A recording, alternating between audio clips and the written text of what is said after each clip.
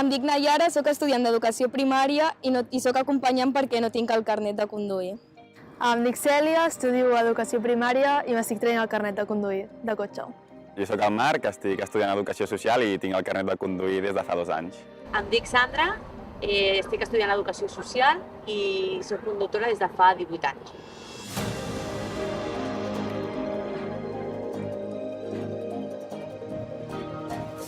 El blau, no? Vertader o fals? Limitar la velocitat a 30 km/h augmenta les emissions dels vehicles. Fals. O sigui, no crec que limitar la velocitat sigui el problema de les emissions. Fals, ja que als carrers amb límits de velocitat reduïts, els vehicles es desplacen amb menys acceleracions i desacceleracions, reduint les emissions i el desgast dels pneumàtics, generant menor contaminació.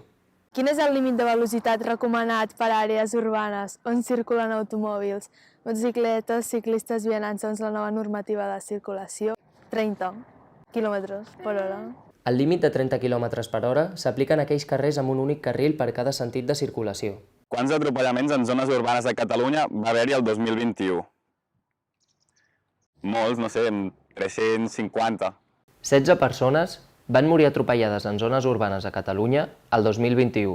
És suficient anar a 30 km/h perquè les ciutats siguin sostenibles? Jo crec que sí, que és suficient. Menys de 30 km/h em semblaria massa poc, no?, per circular dintre d'una ciutat. No és suficient circular a 30 km/h per considerar les ciutats sostenibles.